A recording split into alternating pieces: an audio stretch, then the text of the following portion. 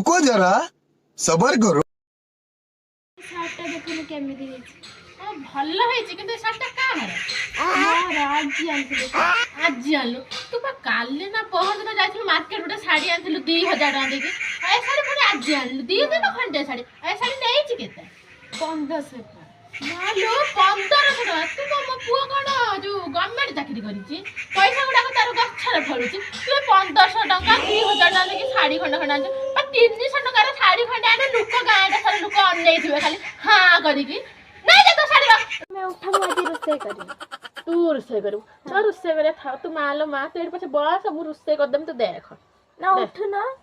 ତୋର କହୁନ ମୁଁ ରାନ୍ଧିନି ମୁଁ ଖାଲି ବୁଟଲେ ତେଲ ଆଣିଥିଲି ବୁଟଲେ ତେଲ ତୁ କଣ ରାନ୍ଧିନୁ ଆଜି ଏତିକି ହେଇଯାଇଛି ତମ ଘରେ ଅଣ୍ଡା ମାଛ ଚିକେନ ରନ୍ଧା ହଉଛି ଆଉ ତେଲ ଯାଆନ୍ତାନି କଣ ପାଣି ଯାଆନ୍ତା ହଁ ଆମେ କଣ ଅଣ୍ଡା ମାଛ ଚିକେନ ଶୁଖୁଆ କଣ ରାନ୍ଧୁଥୁନୁ ମୁଁ ବା ଚୁରୁକା ତେଲରେ 6ଟା ତରକାରୀ ରାନ୍ଧୁଥିଲି 100 ତେଲ ଆଣିଲେ ମୋର ମାସେ ଯାଉଥିଲା କହିଲ କଣ ନା ମୁଁ ଅଣ୍ଡା ମାଛ ଚିକେନ ରାନ୍ଧୁଛି ଥାଉ ତ ରାନ୍ଧିବା ଦରକାର ନାହିଁ ମୁଁ ଆଜିଠୁ ରାନ୍ଧିବି ନା ବୋଉ ମୁଁ ଏବେ ଛୋଟ ଅଳ୍ପ ତେଲ ପକେଇବି ଅଳ୍ପ ତେଲ ପକେଇବୁ ମୁଁ ଯେତିକି କହିବି ସେତିକି ପକେଇବୁ ଠିପିର ଅଦା ଟିକେ କାଢିବୁ ତା ଦେହରେ ମାଛ ଭାଜିବୁ ପିଆଜ ଭାଜିବୁ ଟମାଟୋ ଭାଜିବୁ ମସଲା ଭାଜିବୁ ବୁଝିପାରିଲୁ ଆଉ ମୁଁ ଦେଖିବୁ ଯଦି ମାନେ ତତେ ଜଗିମି ତୁ ଯଦି ଅଧିକା ତେଲ ପକେଇଥିବୁ ତ ଅବସ୍ଥା ଖରାପ କରିବୁ ହଉ ରାନ୍ଧ ମୁଁ ଏଠି ତତେ ଅନେଇଛି।